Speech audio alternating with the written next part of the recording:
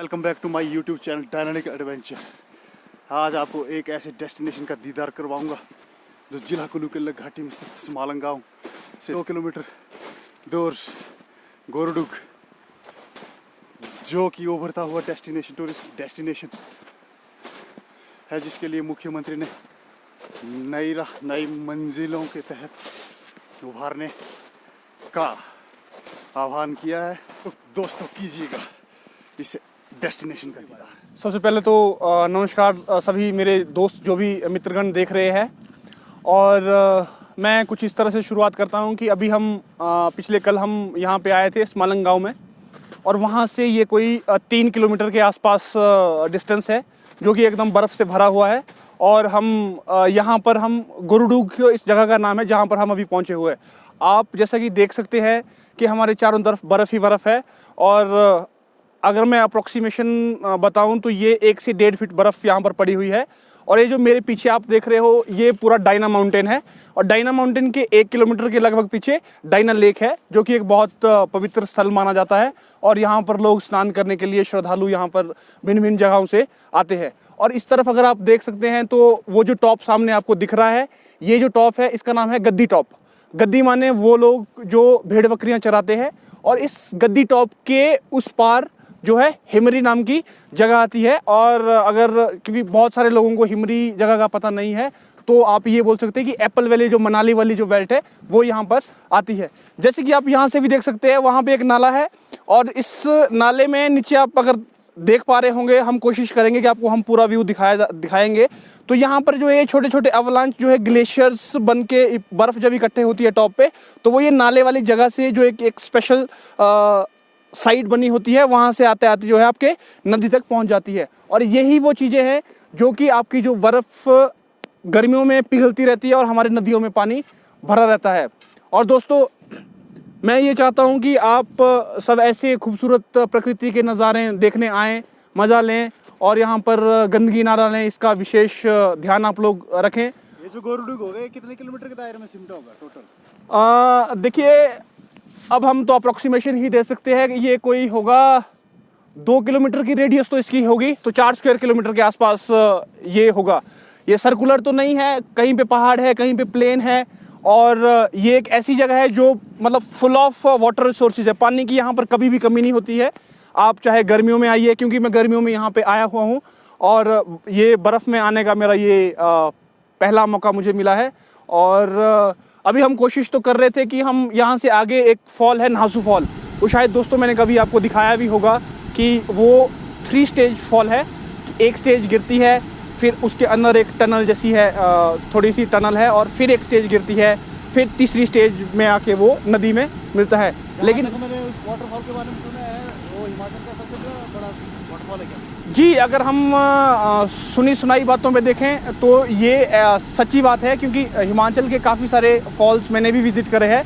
तो ये जो अद्भुत वाटरफॉल जिसको नासू फॉल है, और ये बहुत ही एकदम अद्भुत नज़ारा है। ये मिस्टीरियस है बहुत, एकदम हम नहीं बता पाएंगे कि यहाँ पर इसकी हाइट कितनी है, उस टनल के अंदर क्या है। और जब मैं यहाँ पर विज़िट करा था गर्मियों में, तो मैं यहाँ पर एक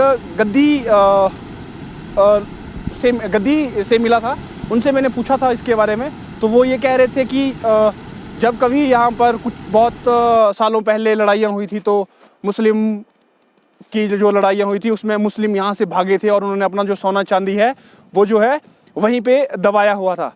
और कोशिश करते हैं लोग कि बहुत सारे लोग उस तरफ को जाते हैं, लेकिन ये इतना गहरा और इतना घनघोर इसका हाइट से ये गिरता है। हवाएं बहुत तेज़ चलती है यहाँ पर, क्योंकि वैली बहुत संकरी है। जहाँ तक मैंने सुना है वाटरफॉल का, कि कुछ लोगों का कहना है कि जो आप स्टोरी बता रहे हैं, कुछ लोगों का कहना है कि वो उस ज़माने में सेल्फ वे हुआ करते थे।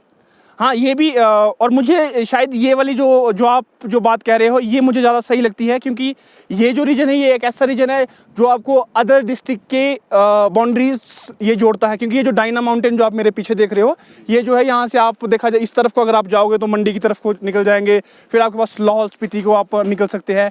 तो ये जो हमारे जो गद्दी लोग हुआ करते थे, क्योंकि जैसे हमारे पूर्वज भी गद्दी ही रहे हैं, तो कहीं ना कहीं हमारे जो गद्दी लोग हैं वो गर्मियों में तो वो ऐसे पहाड़ों पे आ जाते थे, क्योंकि घास वगैरह यहाँ पर प्रकृति एकदम उमंग पे होती है। तो उनकी भेड़ बकरियों को खाने पीने के लिए चीज़ें भरपूर मिल जाती थी।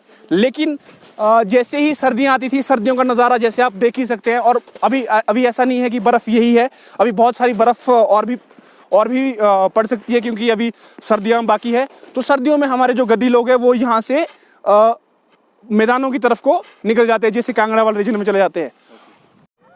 हाँ, तो क्या कुछ कहना चाहेंगे, अगर कोई टूरिस्ट यहाँ आता है तो उनके लिए क्या सुविधाएं यहाँ उपलब्ध मिलेगी? देखिए दोस्तों, जो भी टूरिस्ट यहाँ पर आना चाहते हैं, सबसे पहले तो मैं देख रहा हूँ यहाँ पे कुछ भी नहीं है, नॉट इवन सिंगल टेंट। देखिए दोस्तों, जो भी लोग यहाँ पर आना चाहते हैं उनका बहुत बहुत स्वागत है हमारी इस खूबसूरत सी वैली में। लेकिन मैं ये कहना चाहूँगा कि जो भी लोग यहाँ पर आएंगे वो देखिए, यहाँ पर उनको हर एक चीज़ उपलब्ध हो जाएगी, क्योंकि यहाँ से 2.5-3 किलोमीटर के डिस्टेंस पे ही जो है एक खूबसूरत सा गांव है, स्मालंग गांव। वहाँ पर आपको हर एक चीज़, खाने पीने की चीज़, गर्म पानी, सब चीज़ें आपको मिल जाएगी।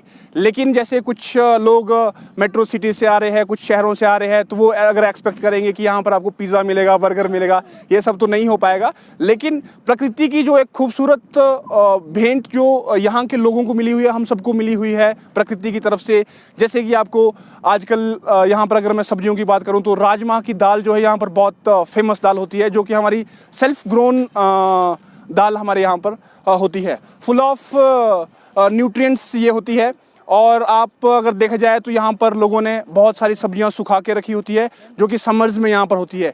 जैसे कि आप अगर देखें कि हमारे यहाँ पर लिंगड़ी नाम की एक सब्जी होती है, जो हम गर्मियों में तो हम बहुत खूब उसको वैसे ही खाते हैं, और सर्दियों के लिए हम सारी सब्जियाँ जो है सुखा के रखते हैं।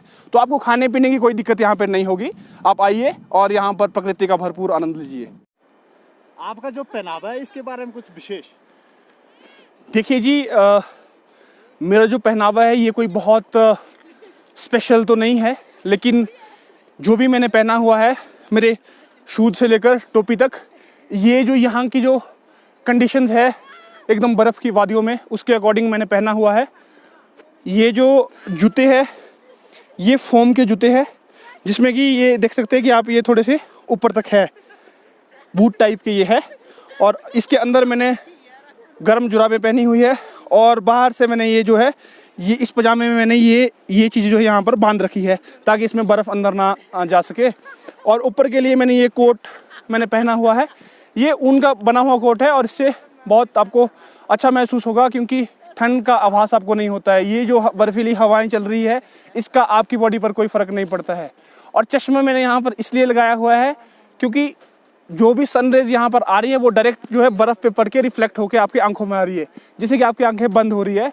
तो ये बहुत बेटर है, और मेरा सजेशन भी रहेगा मेरे उन सभी दोस्तों के लिए जो कि ऐसे बर्फ़ की वादियों में प्रकृति का नज़ारा मज़ा लेने के लिए जाते हैं। तो इनको क्या करना है कि आपको अपना पहनने में गर्म चीज़ें और चश्मा आप ज़रूर लेके चलें, ताकि रिफ्लेक्शन से आपकी आंखें जो है बंद ना हो, इससे आपकी आंखों में आंसू भी निकल जाते हैं। और दोस्तों, ये मेरे नाना जी का डंडा है। ये जो डंडा है ये है तो बहुत सिंपल डंडा, लेकिन इसके नीचे आप अगर देख सकते हो तो लोहे की एक पाइप सी लगाई हुई है। अगर आप देख पा रहे होंगे तो ये जो पाइप है ये इसलिए लगाई है ताकि, क्योंकि सुबह सुबह जब यहाँ पर बर्फ़ जम जाता है तो वो आइस बन जाता है पूरा का पूरा, और उस पर स्किडिंग के चांस बहुत ज़्यादा हो जाते हैं। आप स्किड ना हो इसलिए जो है इसको हम यूज़ करते हैं। जैसे मैंने भी पूरे के पूरे ट्रैक में इसी डंडे को यूज़ करा है, जिससे कि मैं कहीं पे भी गिरा नहीं। तो दोस्तों यही है इसके बारे में। और ये जो टोपी है, टोपी के बारे में तो आप सब जानते ही है कि ये तो हमारे कुल्लू हिमाचल की शान है।